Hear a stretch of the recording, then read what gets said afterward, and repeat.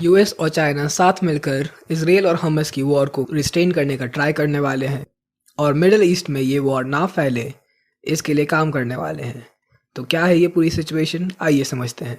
Israel और Hamas का war start हुआ था जब 7 अक्टूबर को हमास के टेररिस्ट ने अटैक कर दिया था इसराइल के ऊपर और फायर करे थे 5,000 से भी ज़्यादा रॉकेट्स। साथ ही साथ इसराइल के अंदर घुस के ग्राउंड अटैक भी करा था जिसमें हंड्रेड्स ऑफ सिविलियंस मारे गए थे, जिनके विमेन और चिल्ड्रन भी थे। ऑल्सो हमास ने कैप्चर कर लिया था इसराइली सिटीजन्स को और उनको हॉस्टेज बना लिया था। करंटली 222 हॉस्टेजेस हैं गाजा में इस समय इसराइल के।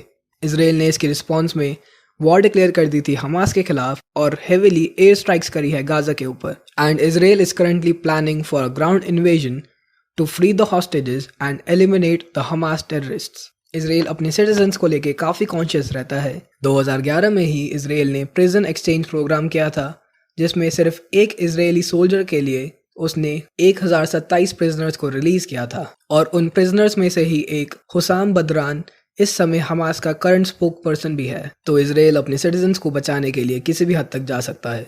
यूएस ने वार्न करा है इसराइल को not to go ahead with the ground invasion क्योंकि ये कैटास्ट्रोफिक हो सकता है। साथ ही साथ ये एस्केलेट कर सकता है मिडिल ईस्ट में इस वॉर को और मिडिल ईस्टर्न कंट्रीज भी इन्वॉल्व हो सकती है इस वॉर में। ईरान जिसने खुल के सपोर्ट करा है हमास का, उसने भी बोल रखा है कि अगर ग्राउंड इन्वेजन होता है तो वो डायरेक्टली इन्वॉल्व हो जाएगा इस वॉर में। पर यूएस ने ईरान को वार्न कर रखा है not to open more fronts in the war.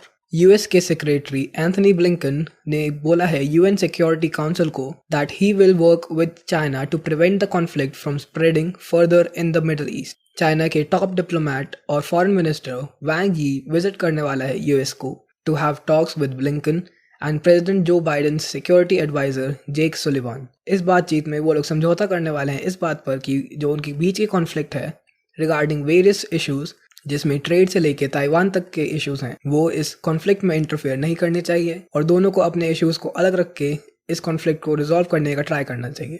Also, US would ask Beijing to use its influence over Iran and other countries in the Middle East to prevent the conflict from further spreading. अभी पीछे China ने ऐसा कर डाला था जो किसी ने सोचा तक नहीं था।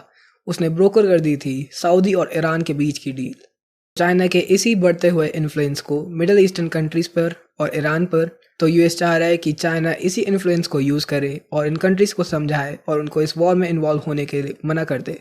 इस कॉन्फ्लिक्ट के स्टार्टिंग में ही चाइना ने अपने स्टैंड रखा था और उसने बोला था कि इस वॉर को रिस्ट्रेन करना चाहिए और उसने डिमांड करा था सीज फायर का in response to the Israel's bombardment of Gaza. तो यूएस और चाइना दोनों ही चाह रहे हैं कि एक सीज फायर हो जाए और इस वॉर को कंटेन किया जा सके। इस वीडियो में इतना ही, मिलता हूँ मैं अगली वीडियो में। Thank you for watching and subscribe the channel.